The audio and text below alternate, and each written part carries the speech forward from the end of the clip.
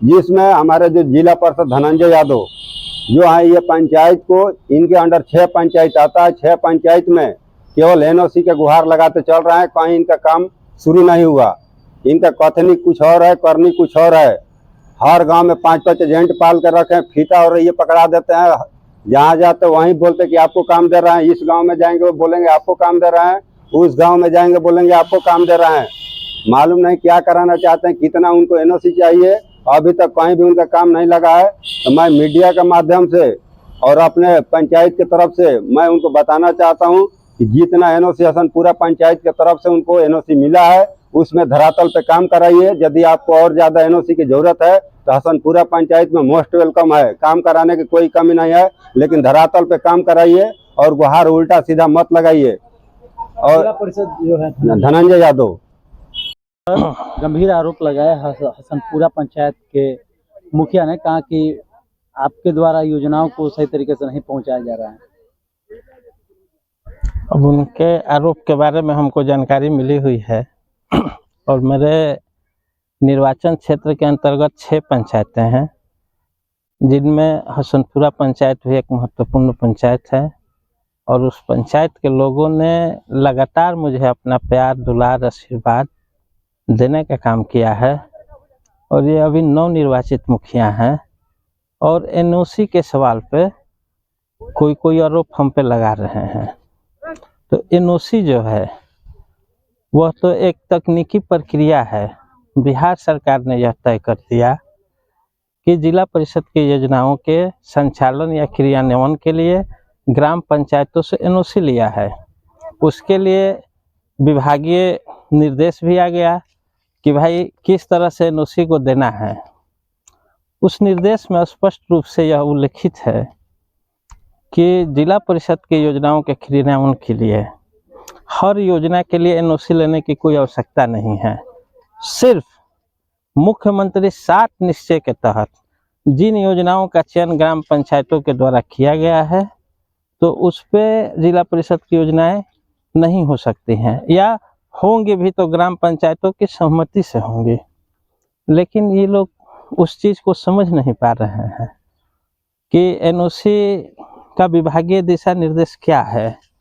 ये लोग अपना एनओसी में, जैसे हमको अभी तक संज्ञान आ रहा है कि 12/11/22, 16/11/22 2 तिथियों को जिला से एनओसी के लिए गया पंचायतों में, और वह अभी तक आ रहा है। आज तक, कल तक भी आया है, कल भी आ रहा है। सदर प्रखंड से कुछ योजनाओं के लिए एनओसी आया है। तो मेरा कहने का तात्पर्य यह है कि जिला परिषद के योजनाओं के क्रियान्वयन का समय 3 माह है और आप एनओसी भिजवाने में 2 माह लगा दे रहे हैं। तो ये तो जिला परिषद की योजनाओं को बाधित करने का कार्य हो रहा है। किसके द्वारा बाधित किया जा रहा है ये? क्योंकि ये तो आरोप उन पर लगा रहे हैं कि आप पर, कि आप ही विलम्ब करा रहे हैं।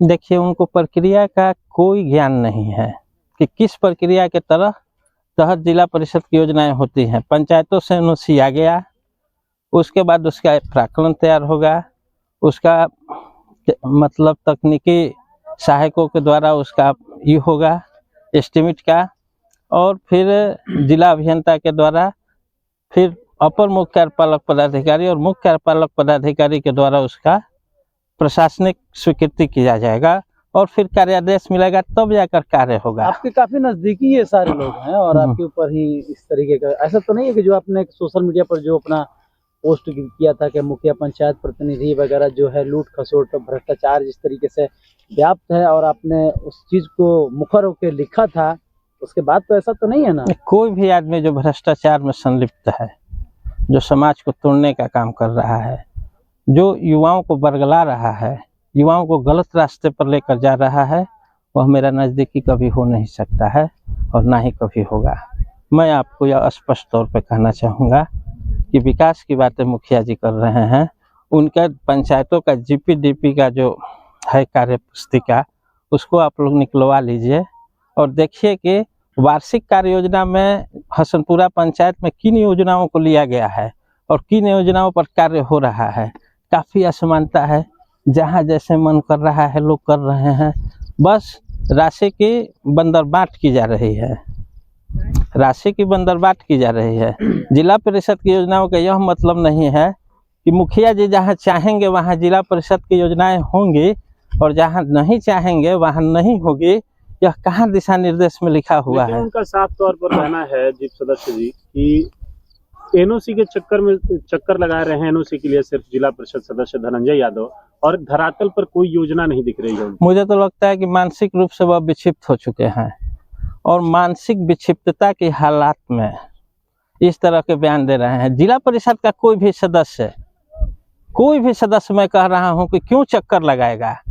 जिला परिषद के मुख्य कार्यपालक पदाधिकारी के निर्देश पर और उनके हस्ताक्षर से एनओसी का मांग किया जाता है प्रखंड स्तरीय पदाधिकारी से, जो पंचायती राज के पदाधिकारी बीपीआरओ होते हैं, और बीपीआरओ के सीनियर अथॉरिटी में डीपीआरओ हैं जो जिला परिषद के अपर मुख्य कार्यपालक पदाधिकारी हैं। तो एक सीनियर पदाधिकारी अपने जूनियर पदाधिकारी को एनओसी भेजने के लिए लेटर देता है, और वह जो बीपीआरओ हैं वह पंचायत में कार्यरत तकनीकी सहायकों और पंचायत सचिव जो उनके अंतर्गत काम करते हैं उनसे सलाह करके उनसे वस्तु स्थिति की धरातल पर जांच कराते हुए एनओसी देते हैं। तो इसमें कोई भी जिला परिषद का सदस्य क्यों गुहार लगाएगा भाई? आप कोई राजा महाराजा हैं कि आपकी जनता दरबार में लोग जाके गुहार लगाएंगे? लोकतंत्र है, लोकतांत्रिक भाषा बोलिए, राजाओं महाराजाओं की भाषा नहीं बोलिए। सामंती भाषा आपके मिजाज को दर्शा रहा है कि आप किस तरह के व्यक्ति हैं। उन्होंने कहा है कि अगर आप किसी कार्य को, किसी योजना को धरातल पर उतारना चाहते हैं, विकास कार्य करना चाहते हैं, तो हसनपुरा पंचायत में आपका स्वागत है, वरना सिर्फ एनओसी के चक्कर के लिए आप हसनपुरा पंचायत। उनके कथनी में और करनी में जमीन आसमान का अंतर है। जिला परिषद के मुख्य कार्यपालक पदाधिकारी एडीएम साहब के द्वारा हसनपुरा पंचायत के लिए योजनाओं की एक सूची भेजी गई थी। उनमें वो जितनी पीसीसी की योजनाएं हैं उनको वो लोग काट दिए हैं, और इतना ही नहीं, उनके पंचायत सचिव और तकनीकी सहायक उनके दबाव में अपने जिला के वरीय अफसरों को लिखित रूप से गलत सूचना देने का काम किए हैं बहुत सारी योजनाओं पे। एक योजना हम आपको बता रहे हैं, उस पर ये लोग लिखा कि ग्राम पंचायत के पूर्व मुखिया द्वारा 3 वर्ष पूर्व पहले कराया गया है, जबकि उस योजना पर 8 साल पहले जब हुलास पांडे एमएलसी थे तो कार्य हुआ था, उसके बाद नहीं हुआ है। तो जो व्यक्ति अपने वरीय पदाधिकारियों को गलत सूचना दे रहा है तो वरीय पदाधिकारी उसको समझेंगे कि उनको क्या करना है। कल उन्होंने आपके साथ साथ पैक्स अध्यक्ष और पूर्व मुखिया पर भी कई गंभीर आरोप लगा दिए, क्या कहेंगे? अब एक बात तो कह रहे हैं कि जो आदमी मानसिक रूप से बीमार हो गया है, जो विक्षिप्तता की अवस्था में है, वह किसी को कुछ कहेगा। मैं भी देख रहा था कल बहुत सारे न्यूज चैनल के लोग चला रहे थे कि पंचायत समिति का योजना नहीं चढ़ा तो इसके लिए डीएम साहब, एसडीओ साहब, डीडीसी साहब को जिम्मेदार उठा रहे हैं। अब आप बताइए कि पंचायत समिति की योजनाओं को चढ़ाना बीपीआरओ का काम है, और बीपीआरओ अगर नहीं चढ़ाते हैं तो उनके देखने के लिए उनके ऊपर के अफसर डीपीआरओ हैं। तो इसमें डीएम साहब और डीडीसी साहब और एसडीओ साहब को क्या करना है पंचायत समिति की योजनाओं के संचालन या क्रियान्वयन में? उनको ये दोष दे रहे हैं। दूसरी चीज है कि एक बात कह रहे थे, हम भी देखें, जो आप लोग अभी कर रहे हैं या मुझे और भी न्यूज चैनलों के माध्यम से यह पता चला कि हारे हुए प्रतिनिधि मुखिया चाहे जिला परिषद लोग जिला में घूम रहे हैं, प्रखंड में घूम रहे हैं। क्यों नहीं घूमेगा भाई? यह लोकतंत्र है। आप पक्ष है तो विपक्ष है। क्या कोई व्यक्ति हार गया चुनाव में तो वह अपने सामाजिक जीवन से इस्तीफा दे दिया? क्या वह अपने क्षेत्र के या अपने गांव के, अपने समाज के लोगों की बातों को या क्षेत्रीय जन समस्याओं को जा करके प्रखंड स्तरीय पदाधिकारियों के समक्ष या जिला स्तरीय पदाधिकारियों के समक्ष वह जन समस्याओं को सुलझाने के लिए, अपनी बातों को रखने के लिए नहीं जाएगा?